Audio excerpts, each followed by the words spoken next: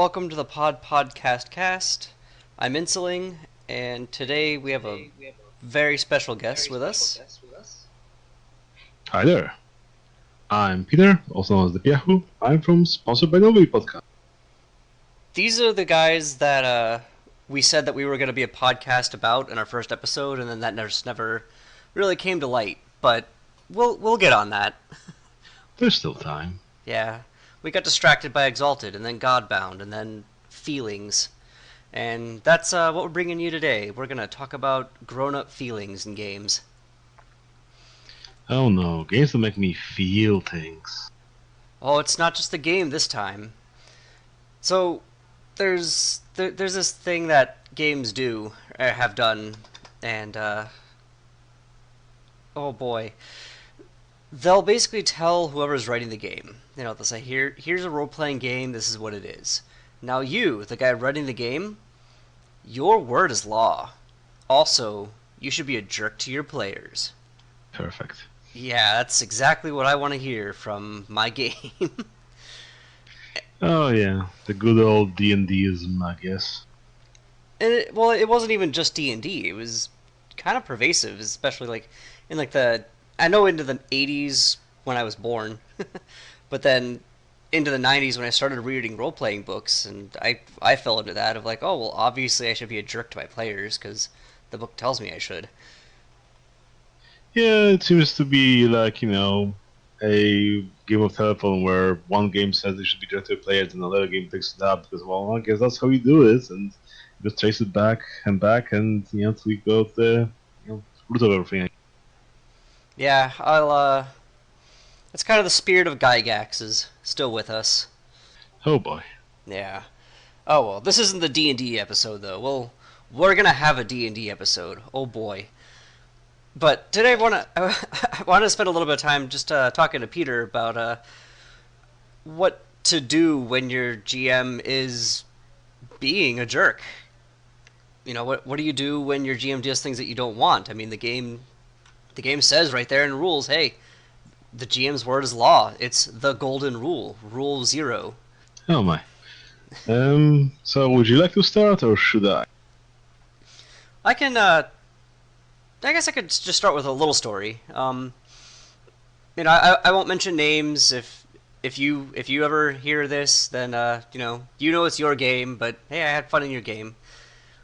There was a supernatural role-playing game we were playing in, and we were hunting a werewolf, and we got the werewolf. But then we knew that the werewolf had bitten this other woman. We knew it. It happened. We saw it happen. So we knew that she was a werewolf. We knew she would turn. We were in the middle of nowhere. We could have just ended it right there. Just be all right, I just take out my gun. I use my very good gun score. I kill the woman. Now she won't be a werewolf. Problem solved. We don't have to come back anymore, guys. We can move on. And the GM said, okay, but the rules for werewolves say that if you kill them while they're a person and not a werewolf, you lose 1 point of will. Just gone. One of your attributes just falls by 1. And as far as I know, nothing else in the book really does that unless it's maybe an attack or something that a monster does to you. And so we actually talked about it for a bit. We were really? Are you really going to make us do that? Because we have a really good hide skill and there's a great tree in her backyard. We could just hide in her tree outside of her bedroom window, wait for her to turn because it's a full moon tonight. We can go through all that rigmarole. And he made us do it. He's all right, I guess you guys are doing that. So me and the other player who had a good gun skill sat in the window with silver bullets, waiting for her to turn into a werewolf. And so he did. And then we took care of it. And then we drove away. It added nothing to the game. It added no... It really just frustrated everybody. So fast forward, I think about 2 months, we were playing Vampire the Masquerade. And my character ran into a doppelganger of himself. And not like a monster doppelganger, but just a guy who looked exactly like him, sounded like him. My powers didn't work on him. And I didn't like that at all. I was all right, this is making me uncomfortable, and I know you as a GM are going to somehow use this guy against me. So I am just going to have him taken care of. And the GM said, okay, but if you do that, you're going to lose a point of permanent willpower. And the game just kind of came screeching to a halt because everybody at the table said, hey, we hated this in Supernatural. Why would you do this again? Why would you lose willpower, though? I don't remember that from the rules. Yeah. I guess he liked it in Supernatural and wanted to keep using it. Well, that's something more like, hey, you're gonna have to roll humanity because you're killing a person. You're being a bad person. It was because it was a weird thing. Like, the guy was my character's doppelganger. Like, I tried to dominate him just to be like, hey, why don't you just come for a ride with me? I'm a Ventrue. This is what I do to NPCs. So, admittedly, I was a little bit goblin-brained at the time. You know, gotta solve the problem as soon as possible so we can, deal with the next one. Yeah, can have, some interesting story developments with that. Yeah. So, the way that I handled this situation is I went ahead and just paid someone else to kill him, and then he said, all right, you lose a point of willpower, and I nodded my head, and I just kind of didn't erase the point of willpower because I thought that was nonsense. Oh my. Yeah, it had kind of gotten to that point. I've had a few toxic groups. That one was, at that point, a lot less toxic than it used to be. And that guy, I like that guy. I'll hang out with him again if we ever get the chance to. Because he's a nice guy, but he had some things that he would do that we as the group didn't like. And we would tell him, hey, we don't like this. Please stop doing it. And then he would just do it again. The other good example, that's kind of a short story, is we played Vampire the Masquerade. And actually, I think it was this game. We said, hey, we don't want a Gehenna game. Just don't do a Gehenna game. We don't want to play it. And through the course of the game, things happened, and then he said, all right, the game's over. That's the end of the Chronicle. Also, you guys started Gehenna. And we all just kind of threw our pencils down and went, oh, come on, man. Oh, yeah, the last-minute twist. Like, oh, no, it was something bad all along. Yeah. It wasn't a Gehenna game. It was a pre-Gehenna game. We're like, come on, you still did it. Don't do that. Yeah. Like, I remember when we were finishing up Prince of the Universe, our game here on the podcast, pretty much at the end when we were like narrating what happened, a few players were like tense, like, okay, GM's, narrating everything, we're, getting what we wanted, everything is fine, thousands of years are passing, and so on and so on. Will another shoe drop? Will another shoe drop? No. Because he was a good GM. He didn't, do that stupid stuff at the end to make a twist just for the twist's sake. Nope. Good on you, Devin. Yeah, he just says, hey, what does your character do? It was great. Everybody here should stop listening to our podcast and go listen to Princes of the Universe. And then come back here, because by the time you're done with Princes of the Universe, we might have started our recap of Princes of the Universe. It's going to be great. Yeah, it will only take you, a month to binge through all of that? It's been a couple seasons. It took me longer than a month. Those are 4-hour episodes. 4 hours. I don't think we're straying into longer hours, but maybe that got cut in the post-editing or something. No, post-edit, they were about 4 hours. Yeah. I guess we had some pauses in between, because I remember at some point we were doing 6-hour sessions or what have you. But yeah, a lot got cut out. Like a lot of the book searching. Whenever a rule would come up. Also, if you're doing an actual podcast, pay attention. Whenever they would have a rules question, they'd say, "All right, let's pause and consult the book," instead of taking 10 minutes to go, all right, hang on. Yeah, cut out the fat, make it interesting, so that we can pause for combat. But we're not here to talk about good GMs, we're here to talk about bad GMing and how you can solve that problem. Yeah, so I hear you haven't had much experience with bad GMs, so how does it feel to be the only person of your type in this hobby? Well, I guess I got lucky. I GM'd some, good players, some maybe decisions weren't as great, but overall I had positive experience with most of them, so I'm glad to hear it. Okay, so back to your story. I guess the advice I could give you, your GM and your party and what have you, would be to, talk with each other, be adults like you are and discuss things, figure out what you want from the game. This is generally what we like to sit down when we're playing as a game ourselves and nail down a few things, figure out what's the tone of the game, what do we want from the game. Do we don't want to happen in the game and what have you, and make that our go-to referral. Like oh, if we don't know whether something should be included or what have you, we go back to the original pitch and whether it agrees to with that or not, and try to stick with that. So sure, sometimes we revise it, but if you want to have a game about sailing the ship and whatever, don't have an adventure where you just go into the main continent and you can't bring your ship along because that's the spirit of the game you agreed on. I mean, you could do that in Godbound. You just make a river. I mean, yes, but With that, the spirit of the game. with that weird power, you can move a small river's worth of water. Okay, how much water is this? I'm a good man of sailing. I don't care what there's water. I'll sail on land. Fuck this. Yeah. Also, I can use this power to swim faster than people can fly. Oh yeah. I love the C word. SeaWorld, yes. Yes. I'm taking it back. So yeah, that's pretty much like if you follow this one rule, hopefully that will solve some of your problems there with bad GMs. Because provided that you are actual adults and what have you, and can have a discussion about what you expect from the game, that hopefully will be the first step to solving the issues. Talk about the issues. Let the GM know that something that's going on you don't agree with, or maybe you don't like the tone or what have you. And the GM could be the same to the players. Maybe the players are derailing the game that he wanted, and have a conversation. Don't just like force them on the path. Maybe you come up with something better to do. Maybe you find some better solution. I guess better direction for your game. And I love communication. Communication's great. Like Yoral's table seems to have a good grasp on that. And in some of the games that I've played, or some of the groups with which I played, when someone would come forth and try to communicate, unfortunately people tend to take things defensively. Another example I remember was we were trying to figure out how big a ship was, because it was described as a battleship. And I asked if it was like a World War II battleship, and the guy said, yeah, it's a World War II battleship. But it was in a Warhammer Fantasy game, where the theme was, in the age of industry is coming.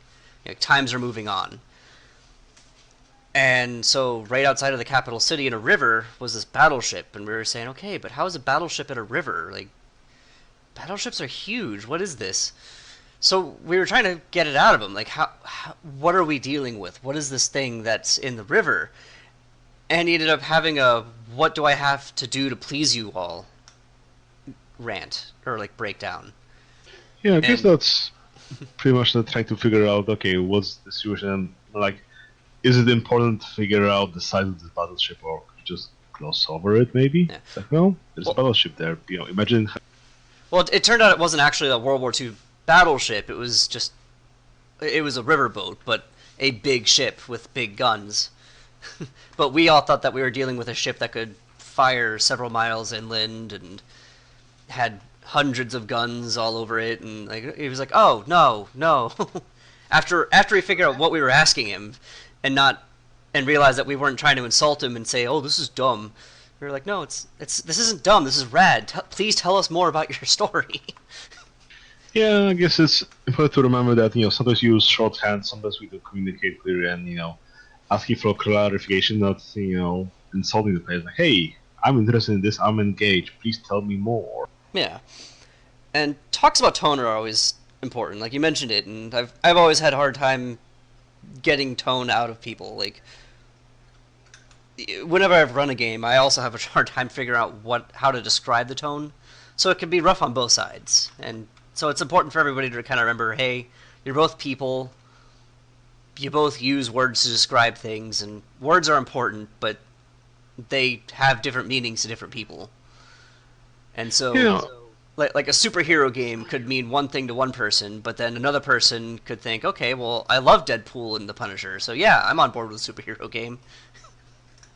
Yeah, I guess sometimes you can just refer to other pieces of media they have, like, oh, are we saying this is a Watchmen style of superhero things, or is the Golden Era Superman type of superhero game? Like, there are different tones for such things and what have you, so you can have different expectations. Mm-hmm. Oh boy. Also, try not to hold everything so close to the chest. all around. Like I've played with some secretive groups who would do a lot of like pulling the GM off to the side to talk to him while everybody else at the table sat there waiting, and then it would turn out way later in that chronicle that, oh hey, this one guy has had the answer to this the whole time. He's just been keeping it a secret because he's been playing a secretive character. Yeah, those tend to not work out most of the time, unfortunately. Yeah, that was that was a rough experience. That was early on. That was before I knew how to recognize toxicity and point it out and say, hey, don't do that. Yeah, I think like the best answer I heard for that sort of problem is like the secrets in RPG games are only interesting when they actually come out. So if you have a character with deep that secret, that you should be thinking of it in terms of, hey, I want someone to find this out and have a scene about it, and that's the payoff for having a secret. Not just, oh, I want to keep it till the end of the game so nobody would know there was secretly the traitor or something. I was secretly a lost prince all along. Well, did anybody find out about it? Well, no. Well, then I guess you're not a prince because nobody found out you're the prince. Yep. Enjoy your poverty, jerk. Yeah, and in general, when you have stuff like that, maybe that will bring us to the topic like, oh, how to try addressing like GMs being a little bit bad or what have you. Because sometimes, there are people there forget about things. So, if something's important to your character for a given session, what have you, like try to make the GM's life easier and remind about it. Like say, hey, we're going to this village. I have my friend there. I want to have an interaction with them. I want there to be some problem, what have you. I want to solve them and rescue them.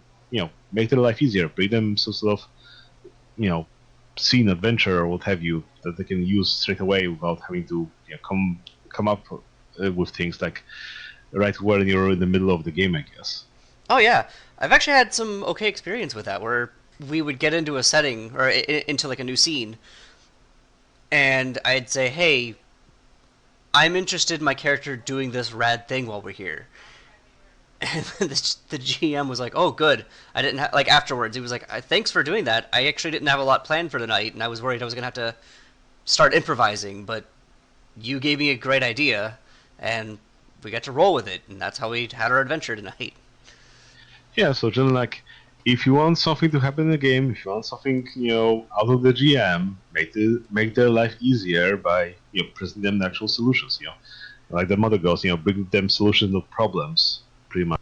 Yeah, and don't be upset if Like your players do it too. Like players can have yeah, ideas. Sorry, I cut you yeah, off. in general, it's like when I'm trying to GM, I usually ask players, hey, what do you want to do the next session?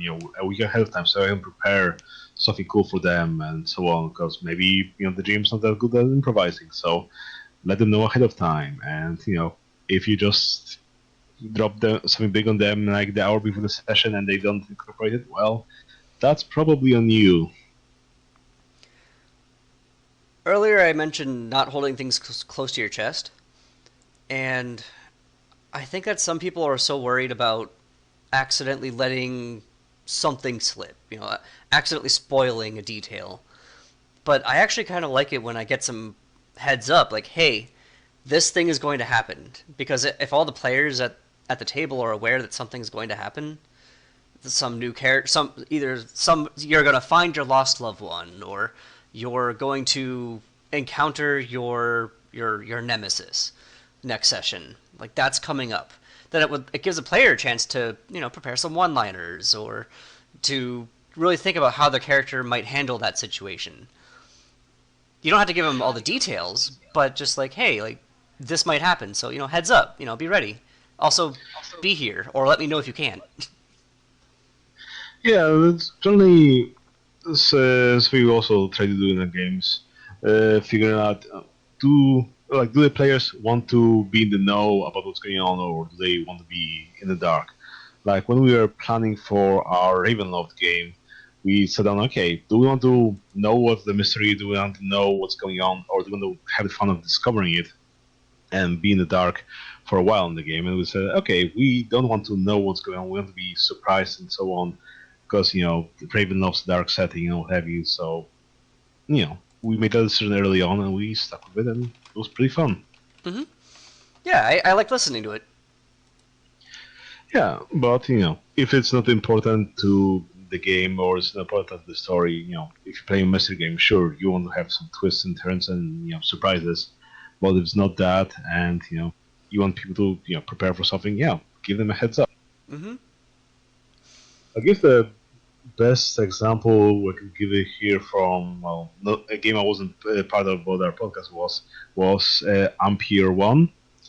I'm not sure whether you already have that picture of the scene in your mind, but the time when Nicole's character dropped the bomb on everyone that she doesn't have the. All right.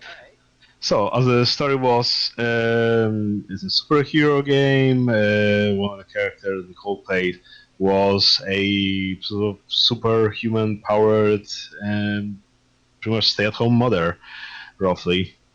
So one of her big story is that she because she amped up or what have you, she lost her custody of a child, is with her husband, what have you, and at one point the GM said, okay, you're working with some powerful underground people, they're gonna need to persuade the people that you to get your kid back. So eventually the GM presents the kid, to the character, and Nicole goes, "Well, that's not my child, because actually, my character was repressing the memory of, them dying in a car accident, and so on, so on. So what's this child over here?" Did anybody And else know about this? even the GM didn't know about this, so it was a revelation to everyone. Oh no. I mean, it was a brilliant scene, and everyone had a laugh, but you know, if you have such important details about your character that might be coming out, let the GM know at least. Please do. Oh my god. I forgot about that. Yeah, it was a fun game at times, but It's growing pains. I mean, gaming is weird in that it's a complicated hobby and it's a social hobby. And yeah, definitely. every group definitely has differences. Like there's some groups that scoff at rolling dice even though they're playing a White Wolf game where dice are the game. But hey, maybe they came from a LARP and they're like, well, we don't need to roll dice. We can just role play. And that's fine. If you enjoy it, then stick with it. If you're not having fun, then don't keep doing it. Find something else to do. Find a JRPG and spend all your time doing that. Yeah, so I think that was one of the topics you wanted to bring up. Like, should you, call it quits on the games at times? It's okay to do so. Have you? Yeah, I've done that for a few games. I've in oof. There was a Warhammer fantasy game where I was playing a priest named Otto. He was a Sigmarite priest, and I had told the guy running the game, like, hey, I want to play a Sigmarite priest. It'll be super rad. I'll be able to talk to people and maybe do rites once he actually becomes like a full on priest, because he started as an initiate. And I was pretty forward with, like, the idea that, like, I want him to actually play the role of a priest. I don't just want to do it for cool magic powers. But then we ended up spending the whole game in regions where people mostly worshipped the god Ulrich. And so anytime I'd say, hey, do you want me to do this ceremony? They'd say, no, we're going to get a real priest to do that. Um, it was between that and a bunch of other smaller things. Notably, this was a time when we were playing from about 6 in the evening till sometime in the morning, oftentimes until after the sun rose.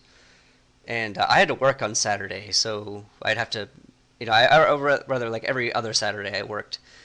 And so I was having to miss every other session, and eventually I just stopped going because when I would show up, people, like, all the NPCs would just be turning their nose up at me. Um, I was getting less experience in the group because you only got experience if you showed up.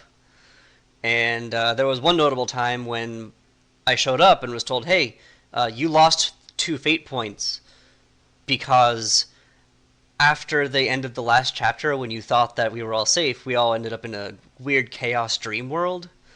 and we were having to haul your unconscious body around, and the people who were carrying you ended up falling off of things and losing fate points, and so you also lost fate points.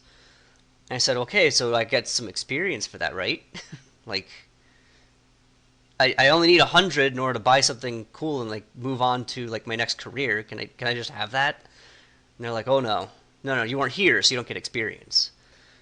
And so it was that argument of, well, if my character was hurt, then I should get experience because otherwise, like, I'm not here to not get hurt.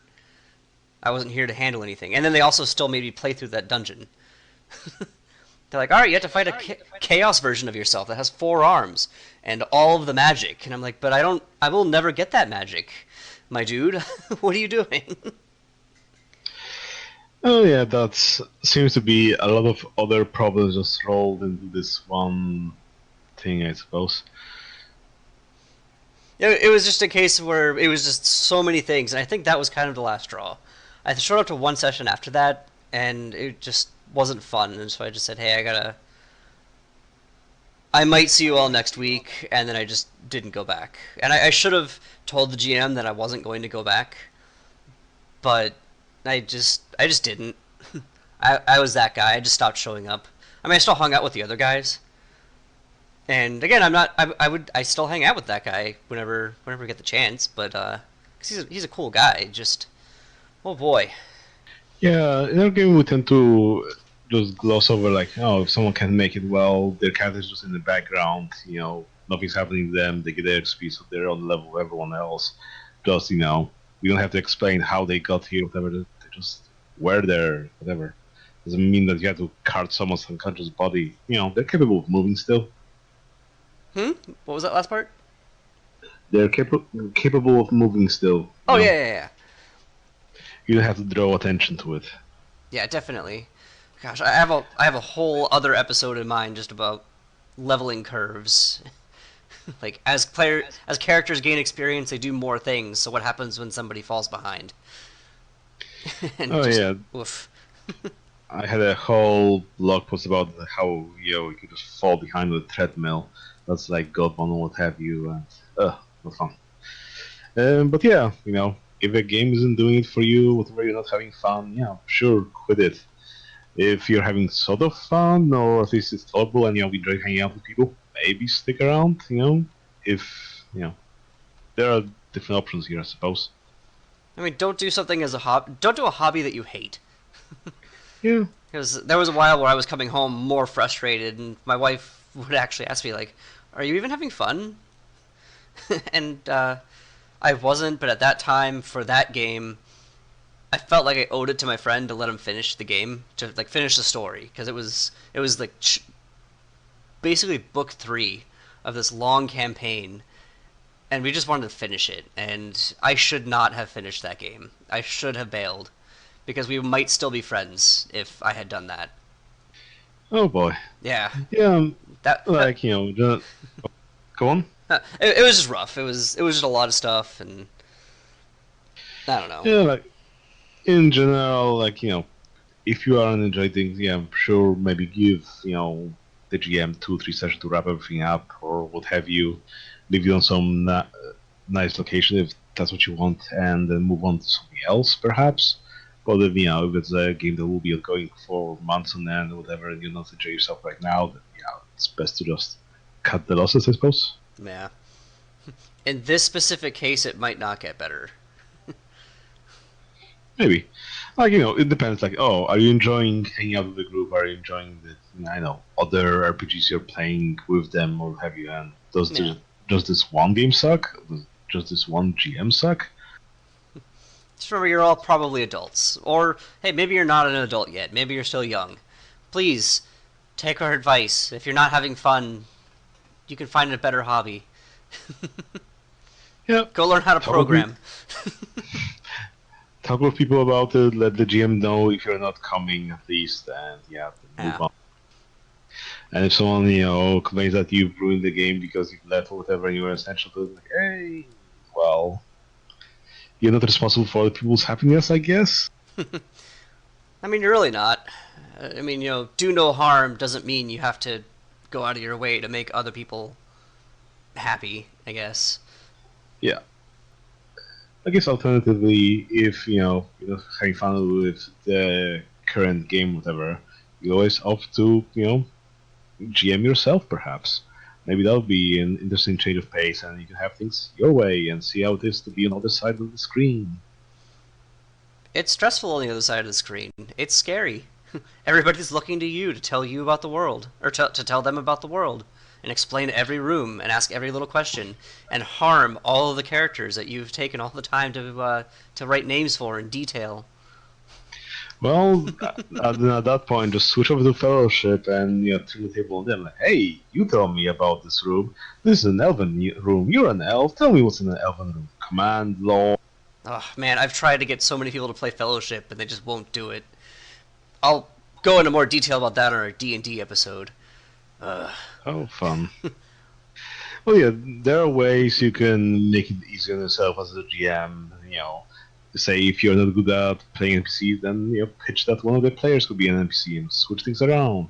yeah, If you don't know what to do about a given town or setting, have another player pitch something, give an idea, describe things. Like if you know who your characters are meeting or whatever, like say I want to meet someone here that I can trade with. Okay, describe this person to me. Describe it to everyone. Who are they? What are they like? Offload this thing onto your players and give them some agency over the things that like, you don't care about really. yeah, I love it when people do that, and just keep a Google. Keep some kind of like a Google sheet or a Google Doc, so that you say when you say, "Hey, tell me what they're like," then you open your laptop or your tablet or your phone, and as they're giving you details, you just tap it in, and now it's recorded. Now Yeah, definitely. it's in your game Bible that everybody can refer to when they say, "Hey, who was that one person?" Oh, it was this person. There we go. They don't have to Yeah, ask you. definitely keep notes. Players, GMs, everyone. Everyone keep notes. I know you're the note taker in your group. Yeah, I am. So what's that like? I mean, it's not that bad. You just, when everyone else is doing something, you just write down what's going on and just try to keep on top of things. It's not that hard.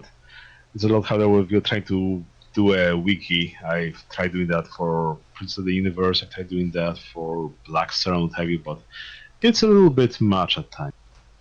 So, what other bad GM stuff should we address? What else is there to fix?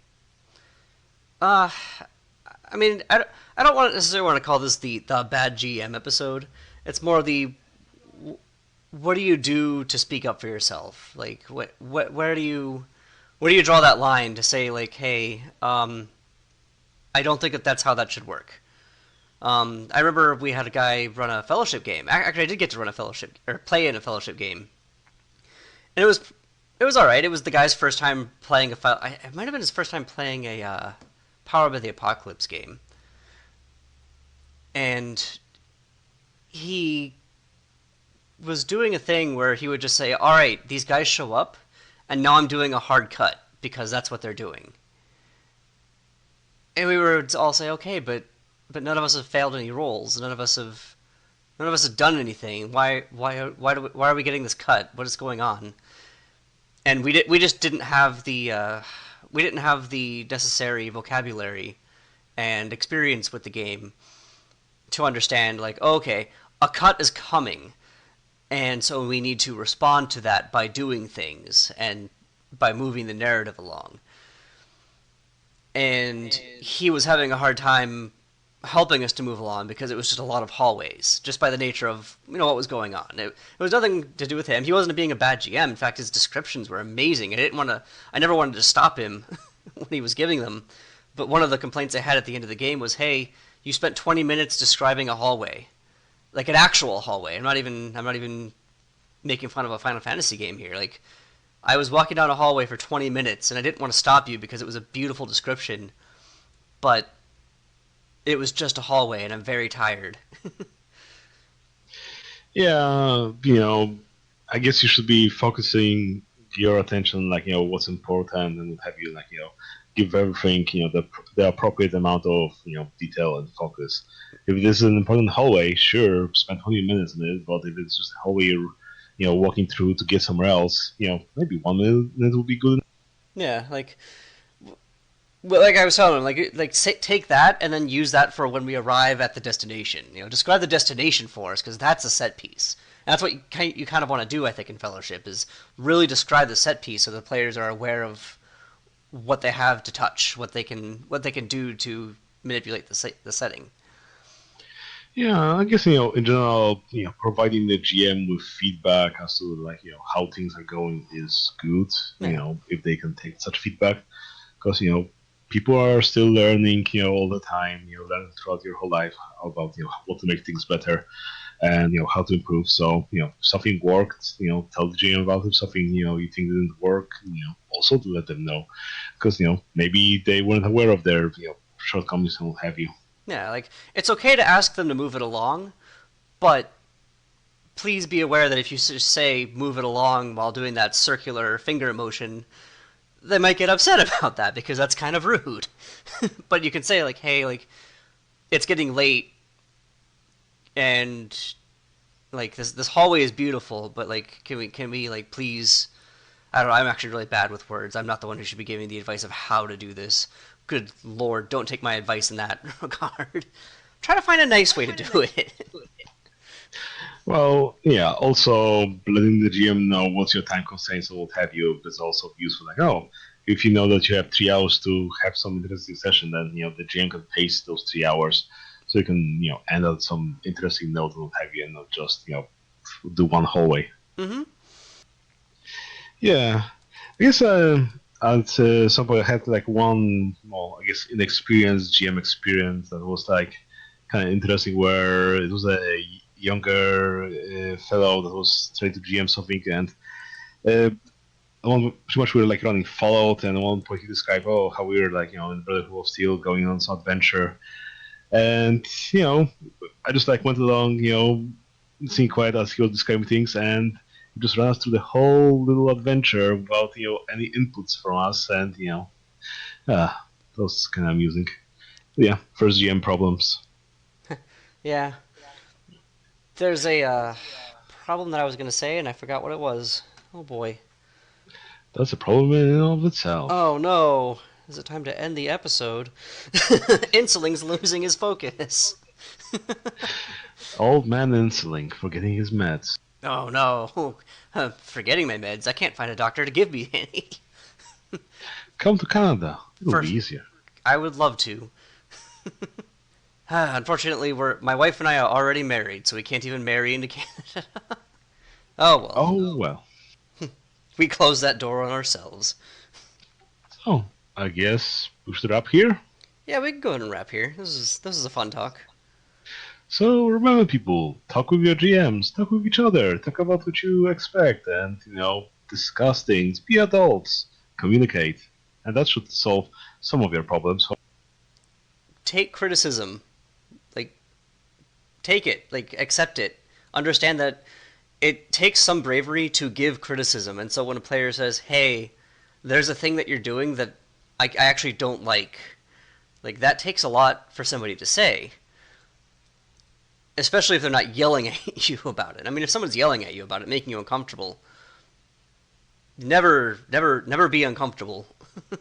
Never let yourself just sit there and be uncomfortable. Always speak up if you are, but remember that if somebody's offering you some criticism, it's something to think about. It's what your audience wants to hear.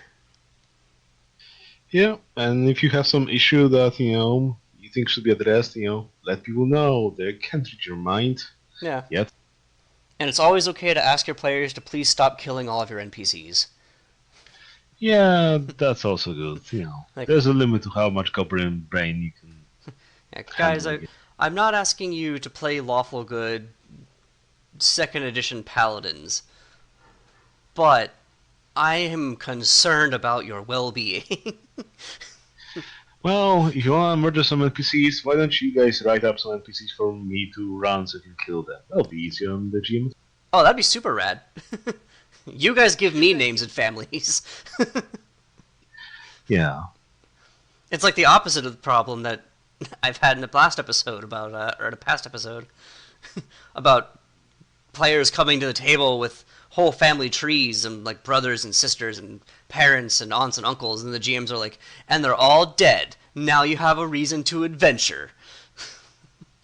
Oh my, And that's another problem in itself. instead, the players can say, "Hey, wait a minute, we missed one. Oh no, we have a nemesis now." Fun. I don't know. I guess that's a type of game you can play. I know Devin had experience in those kinds of games. Maybe we'll get him on sometime so we can unload. One day. So, shall we wrap? Yeah. So this has been the PodPodGuestGuest. Little fun side episode with one of our heroes. I've been Insuling, And I've been Peter. and we're signing off.